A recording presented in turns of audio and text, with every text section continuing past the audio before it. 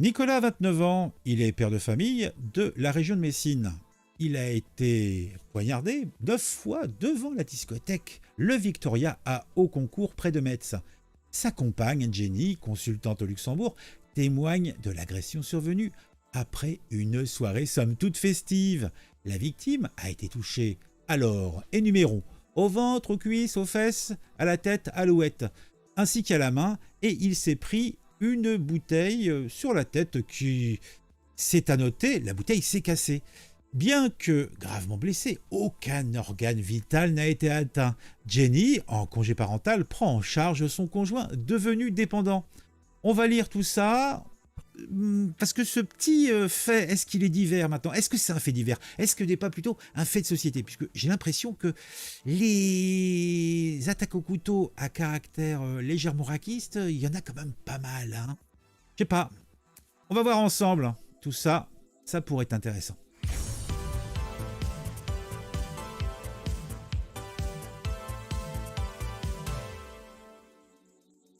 Donc à tout bien tout honneur, on va d'abord faire un petit tour sur Twitter et on voit que F de Souche a appris déjà l'histoire. Il s'est vu partir à Haute-Cour dans le 57. Nicolas, père de famille, a été poignardé et lynché par une dizaine de personnes à la sortie d'une discothèque. Des salles blancs, Tapleux-le-Guer ont été entendus. Oh, tout cela n'est pas beau, tout cela ne me semble pas propre. Le raquisme anti-blanc encore et toujours à Auconcourt. Stop immigration, rémigration. Alors, qu'est-ce qu'on a d'autre? Là, ça continue. Oh bah tiens, là on voit salle blanc Tapleux à la sortie d'une boîte de nuit. Nicolas a été poignardé à 9 reprises. Il s'en sort avec 40 points de suture. Après Crépol, une nouvelle attaque raciste à Auconcourt. Nicolas a été tabassé puis poignardé au cri de salle blanc Tapleux. Le Guer, il s'en sort, mais de peu. Combien de Thomas ou de Nicolas faudra-t-il pour que le gouvernement agisse contre l'ensauvagement? Je ne sais pas, je ne sais plus. Moselle, ça c'est Valeur Actuelle qui dit, salle blanc, Tapleux, le Guer, un homme tabassé et poignardé à la sortie d'une boîte de nuit. Une nouvelle attaque anti-blanc a eu le samedi à Concours. Dans le 57, Nicolas, un jeune père de famille, a été poignardé à 9 reprises. Des injures telles que salle blanc, Tapleux, le Guer ont été scandées par les 5 suspects. Eh ben dis donc, Alors, et ça va, vous en avez des tonnes. Bon, on va pas tout faire, hein. Vous pourrez aller voir vous-même, mais nous, on va aller plutôt regarder un petit article qui resitue un petit peu tout et qui va nous donner quelques détails. À défaut d'être pertinent, peut-être simplement nous avoir une image un petit peu plus claire de la situation. Il s'est vu partir le calvaire de Nicolas poignardé en boîte. Nicolas, père de famille, 29 ans, a reçu 9 coups de couteau devant la discothèque au nord de Metz. Sa compagne, consultante au sommaire, témoigne. C'est la première fois de ma vie que je me suis dit que j'allais mourir. 5 jours après une soirée festive qui a tourné au cauchemar, Nicolas, 29 ans, se remet doucement d'une altercation dont il aurait pu ne pas sortir vivant.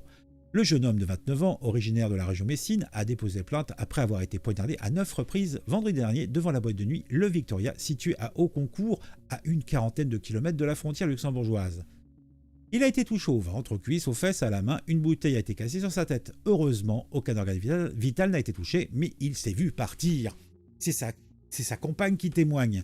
Consultante au Luxembourg, actuellement en congé parental, Nicolas et Jenny ont 2 enfants de 2 ans et 6 mois. Elle doit désormais s'occuper de son conjoint complètement dépendant à l'heure actuelle.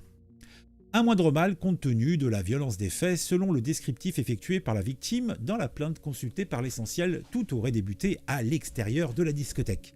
Le jeune père de famille serait allé uriner avant d'être pris à partie par un participant à la soirée l'accusant de l'avoir bousculé. Nicolas assure qu'il s'est excusé, mais l'homme aurait brandi un couteau. Alors, là c'est quand même fou quand même, hein. T'es en train de... Tu vas faire ton petit pichou et puis tu te fais alpaguer par un énergumène qui... En fait, il te cherche, quoi. Il te cherche, en fait, il veut la bagarre et tout. Et à peine tu veux lâcher l'affaire, hop, il y a un couteau qui sort. Incroyable, quand même. Incroyable. La victime, alors, l'aurait alors frappé en réponse. Alors déjà, bon, personnellement, moi, je veux pas dire, mais je vois quelqu'un avec un chasse dans la poche, dans la main déjà. Je fais pas le mariole. Je me casse, hein, je dis hop, et je recule et je trace la route, quoi. Mais lui, a priori, c'est un sanguin, il l'a frappé en réponse. En 2 temps, 3 mouvements, entre 7 et 10 personnes auraient ensuite lynché le jeune Mosellan à coups de lame et de bouteilles de vodka. Alors, il l'attendait, il était peut-être un petit peu trop blanc pour la communauté du coin, je ne sais pas, je n'ai pas de détails, mais il semblerait quand même qu'il soit tombé dans une sacrée échauffourée. Dans une confusion totale et aidé par un ami, Nicolas aurait d'abord réussi à se réfugier à l'intérieur de l'établissement, puis à être exfiltré par une sortie de secours. Arrivé dans un état grave à l'hôpital de Mercy, il s'est rendu par ses propres moyens et a été opéré. Il se trouve tiré d'affaire. Jenny, frontalière et compagne de Nicolas, c'est une agression gratuite, déplore Jenny, indiquant que Nicolas n'est pas un habitué des lieux. Au contraire des agresseurs. Au contraire des agresseurs ? Ça voudrait dire que la boîte, c'est l'endroit où ces agresseurs aiment bien venir ? Ok, c'est intéressant. Dans sa plainte, la victime affirme que certains d'entre eux auraient prononcé des paroles à caractère discriminatoire.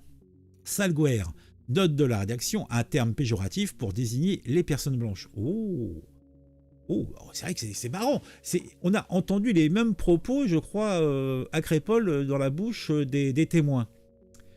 Bon, le caractère raciste de l'attaque de Crépol n'a pas été établi. Et puis maintenant, ce sont les gens qui ont joué des couteaux avec des lames de 23 cm, 25 cm qui sont les victimes. Hein, là d'ailleurs, j'ai cru lire que 4 des agresseurs allaient être probablement libérés dans les heures ou jours qui viennent.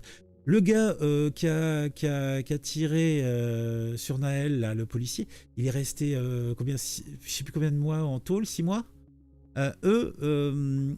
Ils auront activement participé à... Il y a que combien de victimes blessées par couteau ? 17 ? Il y a combien de doigts qui ont été coupés ? Il y a combien eu de morts ? Et ils vont être libérés, là et le caractère raciste n'a pas été retenu. Non, elle n'a pas été retenue. D'accord. Je veux pas dire, mais il y a comme qui dirait quelque chose de bizarre dans la justice de notre pays. Je veux pas vous mettre chafouin, mais quand même, il y a quand même des choses bizarres. Ce qui devrait être confirmé par l'enquête pour tentative de meurtre confiée à la gendarmerie de Mézières-les-Messes. Eh ben dis donc, sollicité, le parquet de Metz n'avait pas encore répondu jeudi aux questions de l'Essentiel. L'Essentiel, c'est un magazine luxembourgeois. Pour pas plus que le gérant du Victoria, qui selon Nicolas Jenny craint une fermeture administrative. Bah oui, il craint une fermeture administrative parce que bon... c'est une agression gratuite, déplore Jenny, indiquant que Nicolas n'est pas un habitué des lieux, au contraire des agresseurs. Pas plus que le gérant du Victoria qui craint une fermeture administrative. Bah, peut-être qu'il connaît les gens. Peut-être que c'est des habitués. Et bah, c'est pas beau, c'est pas propre. Remonté contre l'établissement qui se serait bien passé d'une telle publicité, le jeune homme explique que le patron du club s'est tout de même soucié de son état de santé.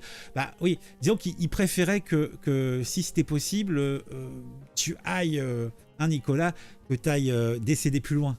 Parce que devant son établissement, ça faisait mauvais genre. Je pense que c'est plutôt ça que ton état de santé qui l'intéressait. En attendant d'autres développements, les enquêteurs seraient sur des pistes menant notamment à la région nancéenne.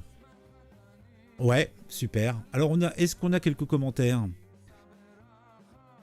Tiens, un commentaire très intéressant. Attention, il ne faut pas mettre tout le monde dans le même sac, monsieur les journalistes. Vous diffusez des histoires malheureuses commises par des jeunes inconscients qui utilisent des paroles péjoratives que moi-même je condamne en tant que personne issue des quartiers populaires. J'espère qu'il se rétablira vite. Mais oui, il va se rétablir. Par contre, je pense pas qu'il va retourner avant longtemps dans une boîte de nuit. Aujourd'hui, tout semble capoter Sud-Ouest International. La Commission nationale consultative des droits de l'homme rappelle en 2020 que 52 des Français considéraient l'immigration comme la principale cause d'insécurité. Selon un sondage BVA pour Fondation Jean Jaurès paru en ce mois d'avril 2023, la thématique auquel les Français associent le plus l'immigration sont l'insécurité et la violence. Les idées reçues ont la vie dure, surtout lorsqu'elles sont entretenues par des discours politiques. Ben oui, bien sûr. Ben oui, c'est les discours. C'est les discours qui font du chafouin. Bon, je pense qu'on a fait le tour de cette sombre histoire. Je vous invite à vous abonner à la chaîne si ce n'est pas encore fait et si vous appréciez mon travail. Vous pouvez également Mettre un j'aime, mettre un commentaire, et ça c'est important parce que ça permet d'améliorer la visibilité, c'est ce qu'on appelle le référencement. Alors un j'aime, un commentaire. Pour le commentaire, vous mettez simplement preuve, super, pas beau, faites ce que vous voulez, en fait c'est pas important. Ce qui est important c'est d'écrire un truc, n'hésitez pas. Allez, à très vite pour une nouvelle vidéo sur un sujet qui m'a intéressé et qui je l'espère vous intéressera aussi.